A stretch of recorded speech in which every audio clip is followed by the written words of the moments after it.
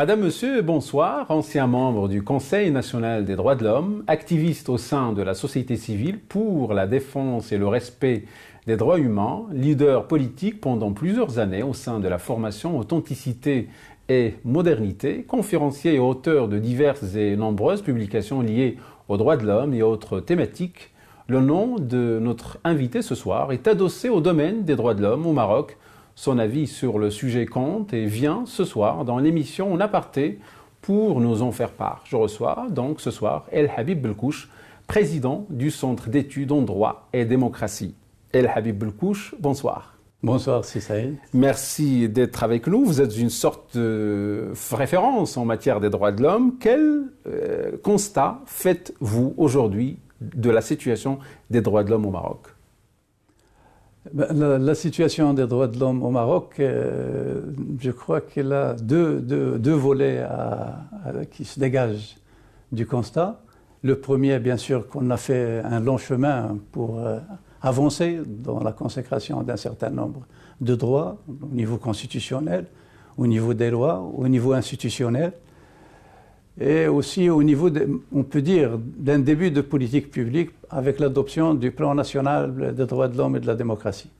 Mais d'un autre côté, il y a quand même une préoccupation par rapport au volet législatif, notamment ces lois qui n'arrivent pas, notamment sur le volet pénal, donc qui traînent depuis des années, des institutions qui ne sont pas créées et qui sont annoncées par la Constitution depuis 2011, et puis des sujets de préoccupation au niveau du terrain, donc notamment la question de la politique pénale en relation avec les prisons, et les questions de la surpopulation dans les prisons marocaines, qui reste un sujet majeur, en plus d'autres volets dans la gestion de départements ministériels, comme les tracasseries de ces récépissés pour la constitution d'associations. Et quand on évoque la situation des droits de l'homme, ipso facto, on a à l'esprit en fait les événements du RIF, de Jarada. En fait, quel regard portez-vous en fait sur la gestion de ces dossiers-là ?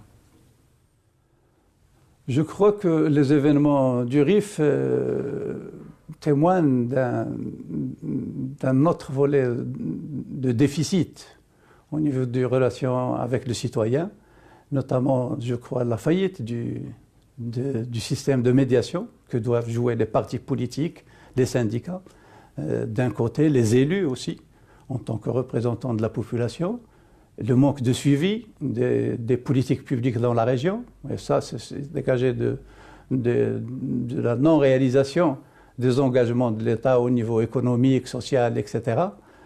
Et d'un autre côté, je crois que la gestion, c'est pour ça qu'on est arrivé à une gestion sécuritaire, entre guillemets, que l'on annonce comme sécuritaire, parce que le déficit dans le système de médiation fait que le seul service qui reste en face du citoyen dans la rue, c'est le service de sécurité.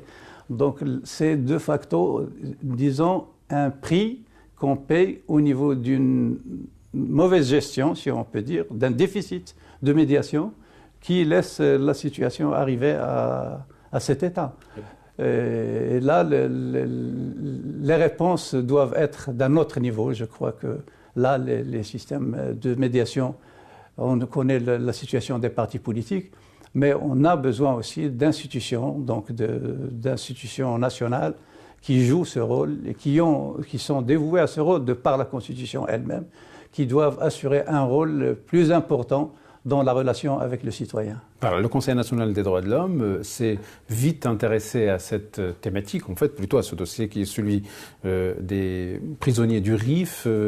En fait, comment vous voyez en fait la gestion, comment ce dossier a été traité au sein du Conseil national des droits de l'homme, vous qui étiez un membre en fait de ce Conseil? Je pense que le Conseil national a quand même assumé une certaine part de sa responsabilité dans cette gestion, notamment dans la relation surtout du dossier des détenus, donc la relation avec les familles, les visites médicales, etc. Le rapport donc, qui devait être fait sur les allégations de torture en principe. Donc je crois que dans cette dynamique, il s'est engagé à un certain niveau. Mais ce processus n'a pas abouti jusqu'au bout. Donc ça, il faut le reconnaître. Mais le Conseil national ne peut pas remplacer les autres. Donc il faut aussi qu'on soit conscient que cette institution ne peut pas jouer le rôle ni de parti politique ni des élus. C'est là un rôle, bien sûr, de suivi de ce qui est en lien direct avec le besoin de protection des droits de l'homme, notamment sur les questions d'un procès équitable, la question de la torture, les questions d'expression, etc. Mais le fond du problème au niveau du RIF, au niveau social, économique, etc., c'est d'autres acteurs qui doivent assumer leurs responsabilités. Vous jetez en fait la responsabilité sur les partis politiques, sur les syndicats peut-être, et aussi sur les élus locaux qui n'ont pas joué leur rôle. Mais le problème, c'est que c'est devenu problématique et c'est l'image du Maroc maintenant qui est en jeu. Parce que le Maroc, ça a toujours été un pays qui essaye de régler en fait les problématiques liées aux droits de l'homme. Maintenant, avec ce dossier-là, il y a quelques dents qui grincent à l'extérieur, même à l'intérieur. Et finalement, si j'ai bien compris, c'est la faute aux élus, la faute aux syndicats, la faute aux partis politiques. Oui, et le suivi de la mise en œuvre des programmes gouvernementaux aussi. Donc, l'ensemble de ces volets témoignent d'un besoin de renouveau au niveau de... Et dernièrement, il y a eu un jugement concernant cette affaire, dont deux des présumés responsables ont écopé de peine de prison. Bien sûr, ça c'est... Je crois que d'abord, on a besoin d'un suivi de la mise en œuvre de ces engagements de l'État, de ces programmes qui sont déjà destinés à la région avec leurs moyens financiers, etc. Mais on a besoin d'un veille aussi qui attire l'attention sur les déficits qui sont sur le terrain. Et par manque d'engagement de ce système de médiation, du rôle des partis politiques, des médias, etc., eh bien c'est la rue qui répond. Donc à travers une mobilisation, je crois que l'expression de ce malaise a été entendue et reste l'héritage qu'on a eu de ces événements. Donc les détenus, etc. Moi, je reste optimiste en la matière en disant que les premières mesures prises dans ce dossier permettent de rester optimiste pour trouver une solution qui irait vers vous parlez des détenus positive. Vous parlez des détenus. Amina Bouayeche, la présidente du Conseil national des droits de l'homme, dit de ces détenus, je parle des détenus des événements du RIF, que ce ne sont pas des prisonniers politiques. Vous partagez son jugement? Je pense que le débat au Maroc n'est pas qui est détenu politique ou qui ne l'est pas. On est devant un problème et qu'il faut trouver des solutions.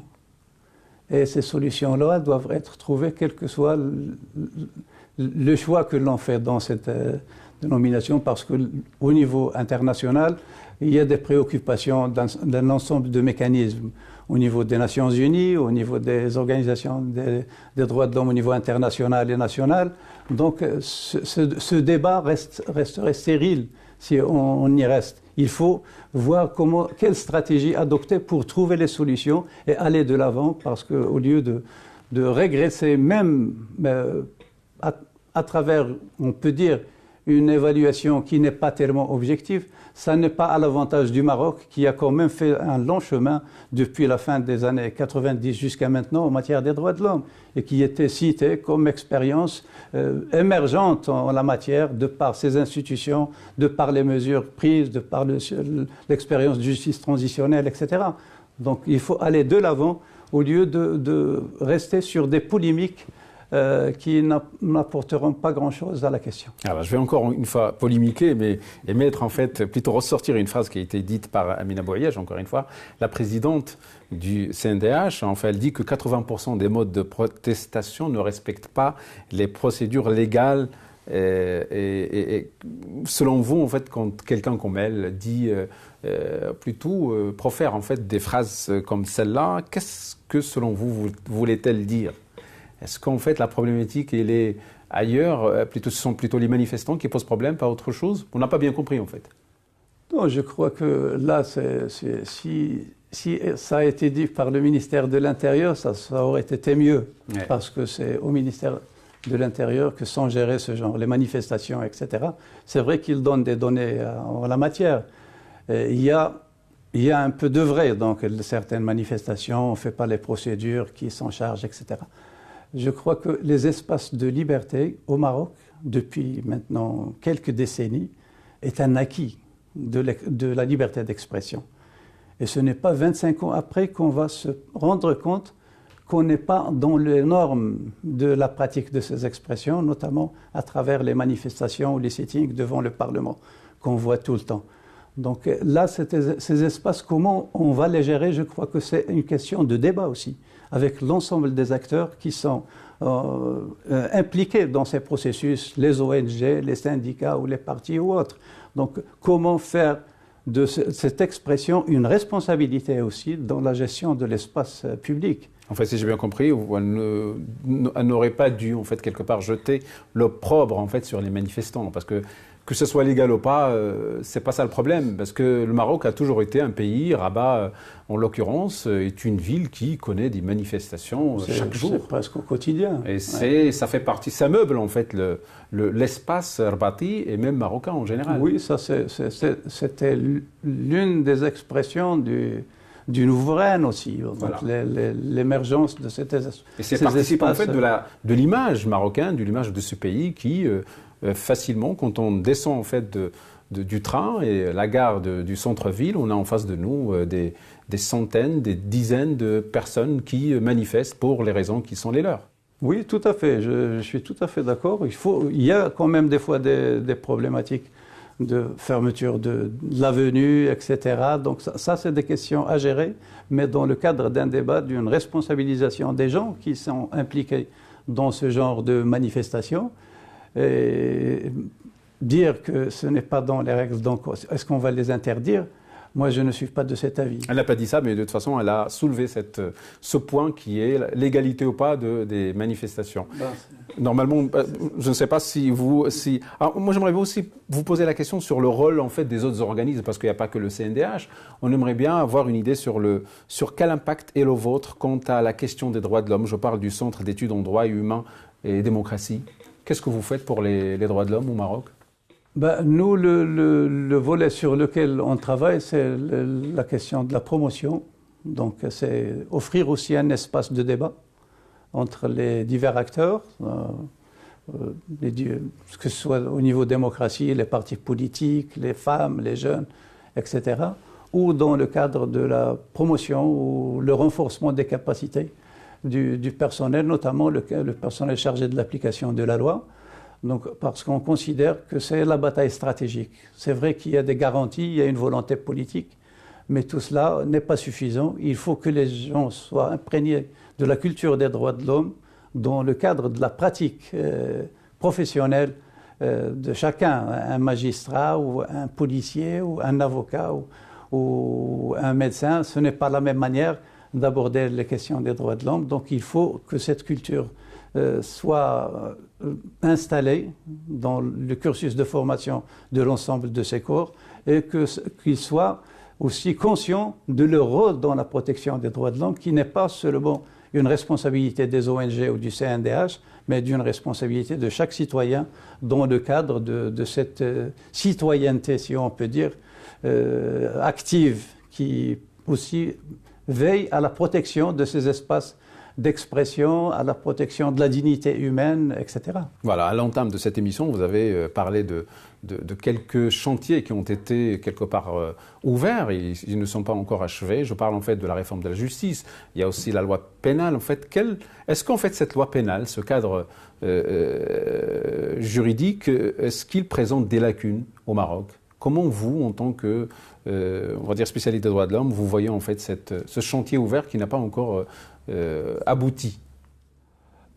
C'est un grand chantier d'abord. La politique pénale, c'est un grand chantier parce que le code pénal et le code de procédure pénale sont deux pivots de cette politique et de grande importance. Ça fait quand même des années que cette réforme partielle, parce qu'on n'est pas dans une réforme totale, on est juste dans une réforme partielle qui intègre certaines nouveautés qui sont consacrées par la Constitution, notamment au niveau de la question de la torture, la disparition forcée, les responsabilités pénales, etc.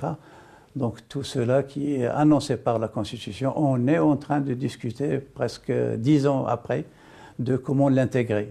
Mais par contre, la philosophie qui encadre cette politique pénale a besoin aussi d'être revue parce que l'évolution des systèmes de protection des droits de l'homme au niveau international a fait que les politiques se basent d'abord sur le principe de liberté en premier, comment protéger cette liberté, et puis comment lutter contre les diverses formes de crimes, tout en respectant la règle de droit.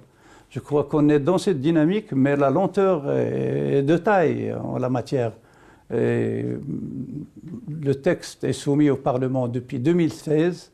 On entame 2020 et on est encore, on attend parce qu'il y a des divergences en premier au sein de la majorité gouvernementale. Alors permettez-moi d'insister, que faut-il améliorer en fait dans cette politique pénale?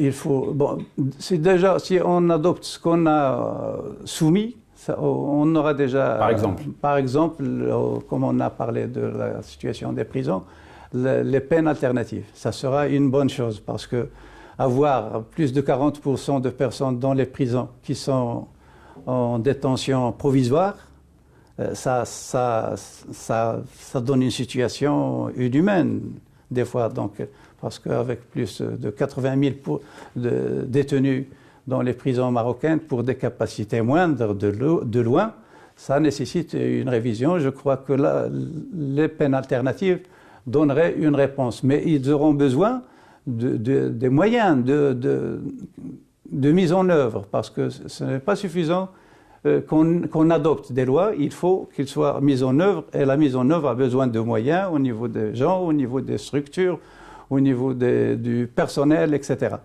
Et au niveau, les autres volets, bien sûr, la question qui pose problème actuellement, c'est l'enrichissement illicite des responsables. Donc, bien que ce soit limité à ceux qui déclarent leur patrimoine lors de l'investiture pour des responsabilités, ça reste limité. Ça a été, je pense que ça n'a pas fait long feu au Parlement. Mais ça reste le sujet où coince maintenant la réforme qui est repris. Pourquoi votre avis?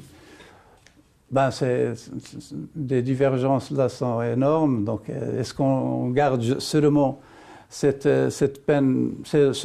peines pour la personne seulement, pour ses enfants, pour sa femme, etc. Donc c'est tout un débat.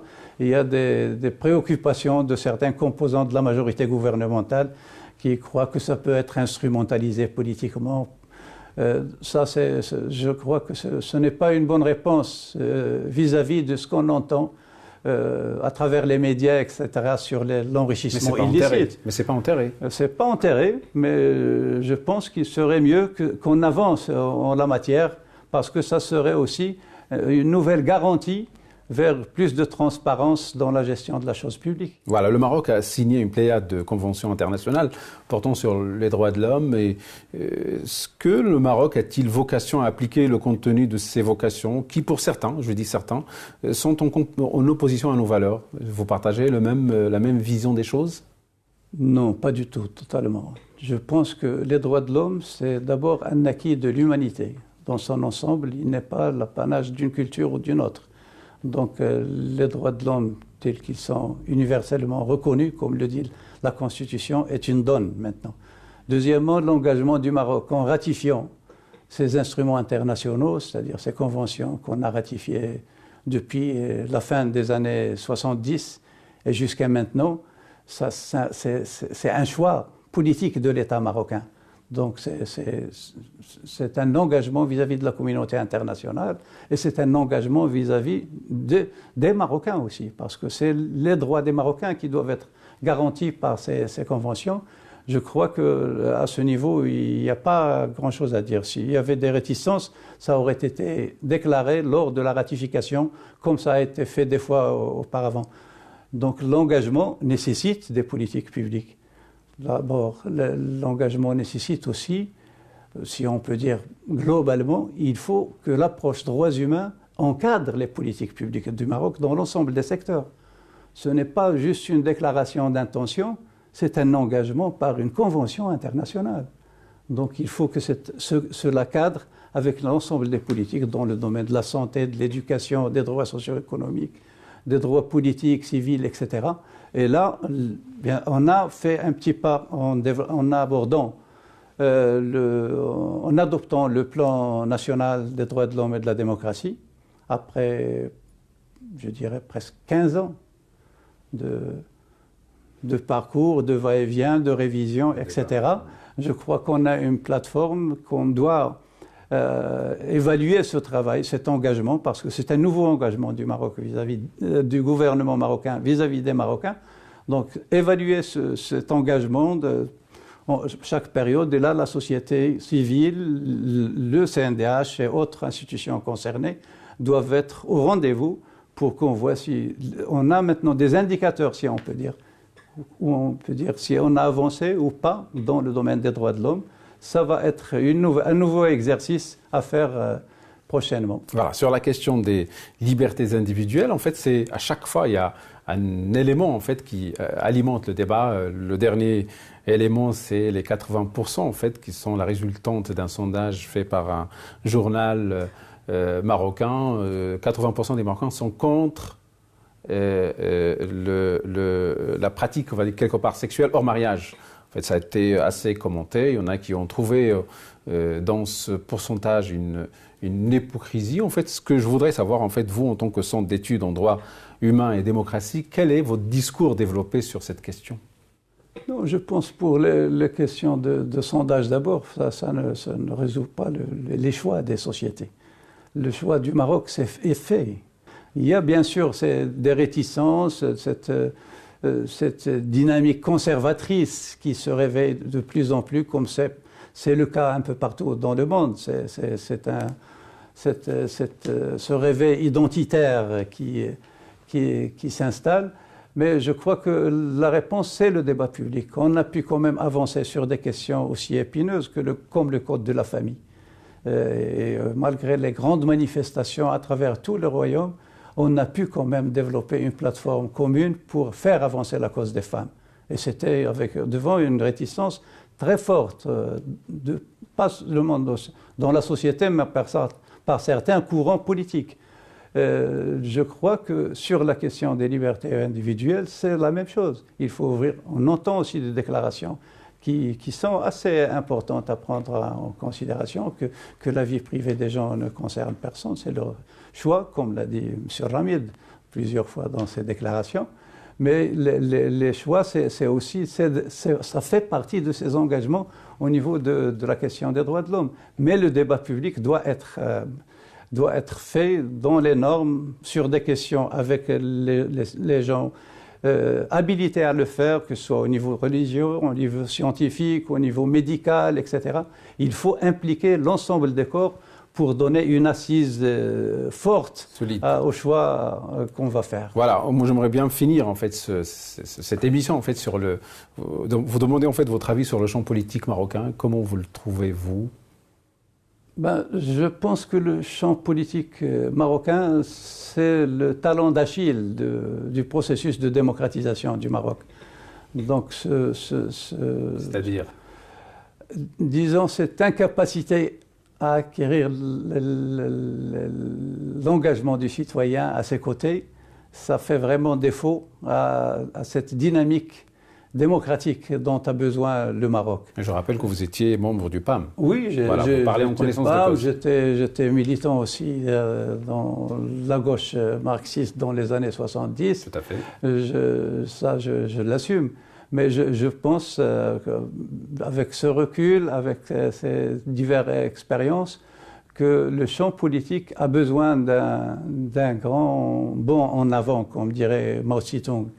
Peut-on dire que le politique aujourd'hui au Maroc, en 2020, est un obstacle devant l'évolution, le développement économique Est-ce qu'on peut dire ça? Je dirais plutôt que c'est un certain nombre d'élites au sein de ce champ politique démontrent chaque fois de l'incapacité à porter ce projet de démocratisation, soit au niveau de la gestion des communes, au niveau de l'engagement aux côtés du citoyen, au niveau de ce rôle de médiation dont on a parlé au début. Et que faut-il faire à votre avis?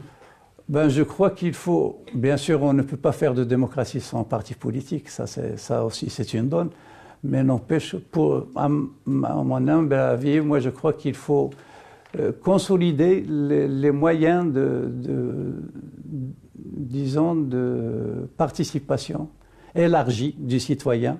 Il y a des mécanismes, il y a des institutions nationales, il y a d'autres mécanismes qui sont annoncés par la Constitution, notamment la participation des citoyens à travers les pétitions et autres, participation à l'élaboration des projets de développement au niveau régional.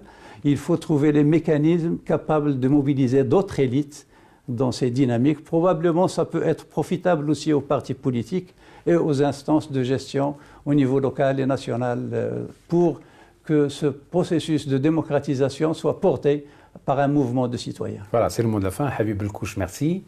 Merci à vous pour cette invitation. Monsieur, merci de nous avoir suivis. Au revoir.